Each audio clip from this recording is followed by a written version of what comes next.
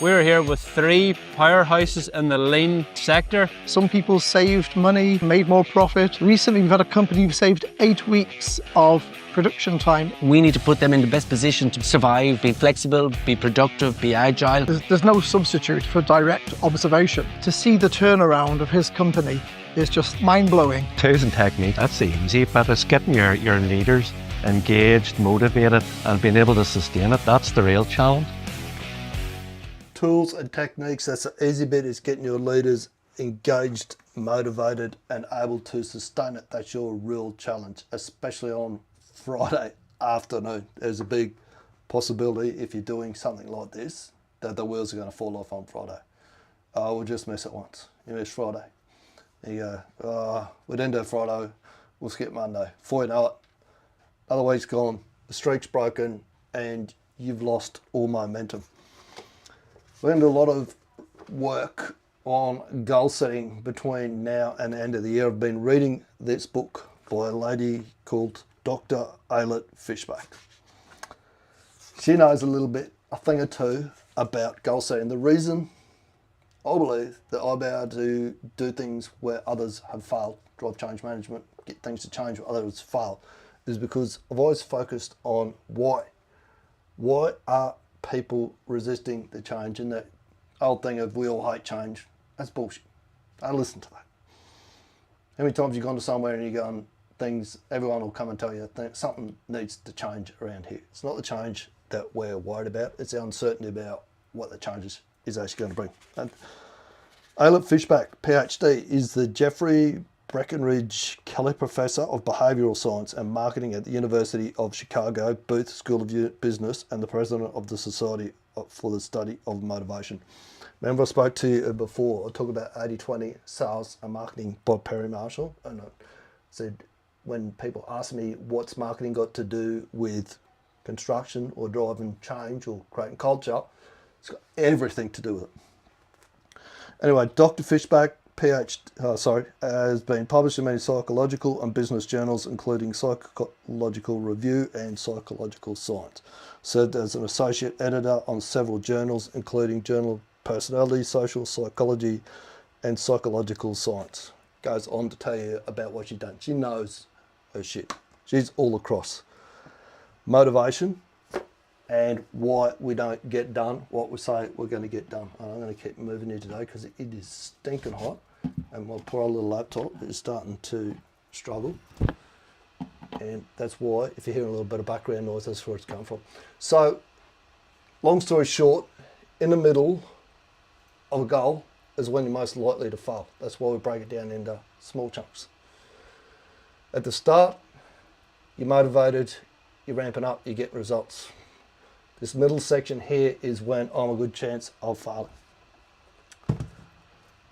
So, let's kick in and I was going to talk a bit more today, but there's going to be too much background noise with that fan going on there. So we're just going to get right into it and we're going to do our ORCA debrief. New shift, 19th of December 2025. The further I get back from that, the less noise that mic's going to pick up. That fan running. I should have let the laptop cool down for a bit before we started. You just said 9th. No, I didn't. That was a translation in the audio to text. It is the 19th, 19 of December. Jumping backwards breaks the ORCA timeline, he said. Please confirm. Friday the 19th. It is Friday the 19th. He's on to me. Good to see that he's awake, and even though it's Friday afternoon, he's still on the ball. Everyone's struggling today. ORCA Wingman, 26, direct and demanding. Daily actions, create tomorrow, single objective. Kanban ticket, we did that. Reply to a meaningful comment, we did that. Capture one insight below. Action 1, yes. Action 2, yes. Action 3, yes. I'm actually going to have a bit of a chat to him about the weekend too, because we're heading into the weekend, so whatever he sets me to do, whatever task, it needs to be short, sharp and quick, because I'm packing up and getting ready to go on holidays. We're actually heading off on Sunday. Actions, daily check-in, Kanban ticket, Meaningful comments replied to, yes. 1, action captured. This tells me 2 things. You adapt immediately. The system held under strategic shift. Now we proceed properly. 1 objective, not the admin, not the commentary. Oh, you're going to get some commentary, I'm afraid. So I had 1 objective, but it all turned to shit at the last minute, and that was to do a podcast this morning because the guy that I was going to do it with got sick and had to cancel last minute, which is all good. That's life. That shit happens. So what we did was double down on LinkedIn posts and created 2 posts, which were a Friday Turkey invite offer to the Catalyst Academy inside construction school. Let's see what he says.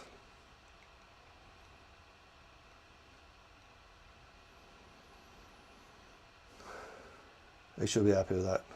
Good, that's exactly why ORCA exists, to separate intention from outcome with emotion. This is clean. Let's clean this up properly. You intended to do a podcast, but ORCA tracks what the actual lived or died on, not the original plan. Here's the correct framing. Primary objective, actual. Convert a cancelled podcast into a visible Friday Catalyst Academy offer via LinkedIn. I like that. This is 1 objective. The podcast cancellation is context, not the objective. Locked. Binary, observable, no drama. Podcast cancelled due to illness, external, uncontrollable. 2 LinkedIn posts created. Friday Tucky style invite offer. Result, objective achieved with alternative execution path. That's what flawless execution's all about. I could have lost the plot and gone, oh well, can't do that today. Too bad. I'm going to go and sit and watch cricket for the rest of the day. I didn't. Still complete the mission. The mission is to get people into construction school, whether it's via the Catalyst Academy or the Executive Lounge. So we go, what can we do to progress the mission today? Causes, direct and demanding. Here's exactly what created the positive outcome. You did not freeze when the original plan collapsed. Most people mentally clock off when a keystone event gets cancelled. You didn't. That's exactly what I just spoke to then, right? 2, you immediately re-anchored to the real intent. The intent was never to do a podcast. The intent was visibility and invitation. You preserved the intent and swapped the method. You leveraged Friday correctly, invite day. You instinctively used urgency, offer framing, audience momentum that wasn't random posting. It was a strategic substitution. This is adaptive execution, which is a higher skill than perfect execution.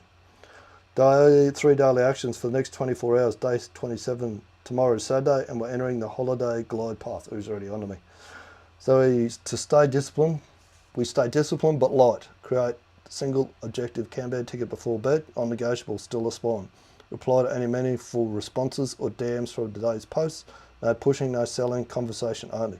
Capture 1 insight about what language landed today, which phrase, which hook, which objective surface.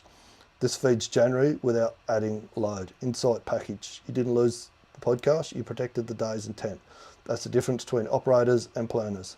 Layer 2, operational insight. The textbook, adapt, execute, close loop. Plan broke, intent stayed intact, method changed, outcome delivered. That is flawless execution under uncertainty.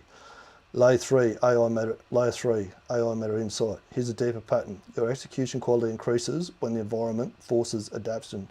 Cancellations, travel, late notice, you get sharper, not sloppier. That means you don't need perfect conditions. All you need is clear intent.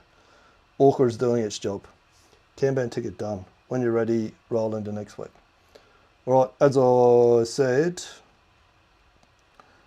that is it. If you want access to that GPT, message me ORCA Wingman GPT and I'll send you the link.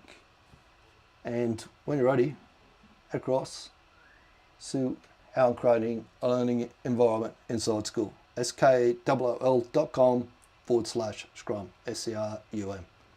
Speak soon. They told me you can't do that here, Beanie. It might sound good in one of your books, but this is a construction site. You can't build a learning environment here. But I didn't start with a touchy-feely feel-good program or some poster. It started with a shelf. One shelf, a few books, a marble, a cricket ball, and a football.